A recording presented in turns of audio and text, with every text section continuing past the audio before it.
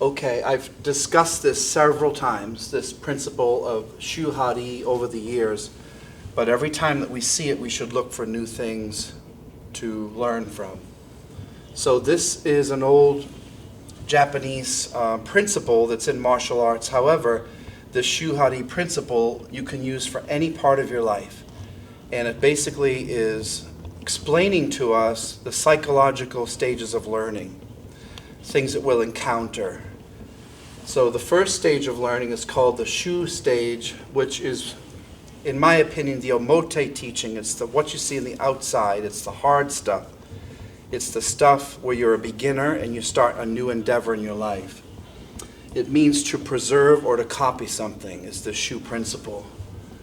So when you get a technique that you're learning, you practice it the way that the teacher tells you to. You don't vary at all. You get what we call muscle memory instilled. How do I get muscle memory? By doing the kata or the form or whatever it is, the drill, hundreds or thousands of times so that it's part of who you are. So the Shu part of training does not just apply to Budo, it can apply to anything we've done in our life. So who in here does a hobby of some sort? All of us, right? I'm sure at some point you were the worst hobbyist in this, like with the horse or whatever. Me as a musician, when you start, you're just terrible. You don't even know how to hold the thing. But what do you eventually do if you're a guitarist? You start to learn chords, right? Whether you have a teacher or not, you learn how to do scales. You are familiar with the instrument itself. And you spend thousands of hours listening to records and other people, and you copy them. This is what you're doing in Budo. You're copying the teacher. Eventually, after some amount of years, and it depends on the Kihon stage. The Kihon stage could be anywhere from 1 year to 10 years to never. It really depends on what kind of endeavor we're studying. You will enter what's called the Ha stage. The Ha means to break the form. So the Ha stage is the second of the third. This is how you learn. You've learned it so well that you don't have to think about it anymore.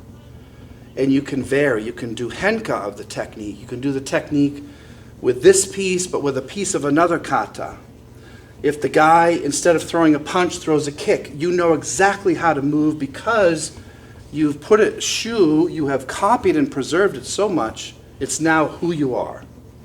So again, going back to music, now because I practiced my scales for 10 years, when I do a guitar solo, I don't have to look at the fretboard, I just play. A jazz musician, a blues player, all these people, rock star, whoever it is, they know the instrument well. If I play the piano, again going back to music, it's not like I'm banging out chords. No, I am Elton John, Liberace, whoever doesn't have to look, they just play. And we all know someone like that. And again, all these things apply to our life. No one has to tell you how to eat. Or when you brush your teeth, you're not constantly hitting your gums and making them bleed. You know how to do it. When you go and you shower, no one has to tell you how to wash. You've been doing it for 20 or 30 years. So that's a different stage. Eventually, you get to the Ri, R-I, which means to transcend the form. So I've done it so much that I learned the deepest teachings about that principle, which is called the Hooda Stage, which is the inside teaching, the secret, so to speak.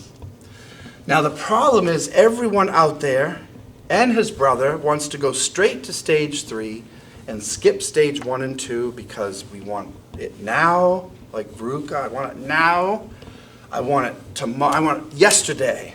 I do not want to put in the hard work of thousands of reps. I don't want to spend the money. I don't want to waste my time. I don't want to get hurt because I'm afraid of pain. I have a little bit self-confidence, so I can't even do it. So you'll never get to stage 2 and 3 if you don't believe in yourself. There's no way. You're going to quit right at stage 1. And sadly, this is where 95% of all martial artists quit in any school, any form. They quit at the first stage. Occasionally, and I'm not talking rank here because you can be a 3rd degree and still not get it. A few will get to the Ha stage after 10, 15 years where they can break the form. They might start their own school, etc. To get to this transcendent, is extremely hard. I'm talking decades, perhaps more. But it depends on the activity and the person and the effort they put in. There are, again, times in our life where we have transcended what we know. Perhaps in a relationship, you start out fresh, you're dating the person, you put your best foot forward, everything's perfect, and then you have trouble. You get married, you have fights. But if you live with someone for 40 or 50 years, you have hit the Ryotoshi stage with that person. You know everything about them. You know how to push their buttons. You know when they're sad or happy. They can finish your sentence. You can communicate with thought almost. Very few people get that far, but don't they? Most will divorce or whatever, or abandon it. So, these are the 3 stages of learning in all martial arts. Shu, Ha, and Ri. They say that there's a 4th level. And I don't assume that I've hit that level at any point in time because I'm constantly learning, failing, going backwards. I always need more time to work on stuff. The 4th level is called Ishiki, and that means consciousness. Now that's a really loaded word. It's like saying, what does spiritual mean? What does consciousness mean in this case? I call it a glimpse, meaning you see it for a second, of real mastery. We've all been there. You've all done a technique at some point where you didn't know, the guy ended up on the ground, and he's like, what did you do? You're like, I don't know. You probably glimpsed a little bit of consciousness, which they call in some cases the void or nothingness. This mu, this emptiness, is when all form breaks away. Like Bruce Lee says, abandon the form. You become the water, you become the wind, the fire, etc. When you're playing guitar, you are on stage with 20,000 people and it's just enlightenment. But you can't get there without the other 3. So I call it a glimpse of mastery because you really can never master anything. It's impossible, in my opinion. You can glimpse perfection, but to stay in it, I don't think it's possible. Because I'm always learning new things. And if the person changes the fight, I have to adapt on the fly. But if I'm not prepared for whatever scenario they put me into, or whatever's in their environment, or they pull out a weapon or a gun or something, you're not going to feel like a master at that point. You're going to feel like a failure. But I think all of you, with some introspection, have known this at some point in your life somewhere. So whatever you like to do as a hobby, or you might be fortunate enough to do it as a living, you've probably done your job so much that you could do it without looking. And then you become a teacher. So that's really great stages of learning. I was reading an article in Forbes, so they talk about purposeful learning. So to go from stage 1 to 2, it's not just a mere practice that helps you progress, but really improving incrementally every time, purposefully thinking about what you're doing right or wrong and then improving on that. That kind of practice gets you to, after 10, 15 years, to stage 2. Would you call that like being self-critical, or is it even beyond that? It's improving yourself with every additional practice. But how do we know what to improve on ourselves if we don't look at our faults? We're too arrogant to say, oh, I'm doing it perfectly. And then the students are like, no, that looks terrible or something. You might need a good friend to kind of sit you down and say, look, man, that was terrible, or perhaps a spouse or a boss at work could tell you, no, you need to do this and that. So what do we need? Mentors.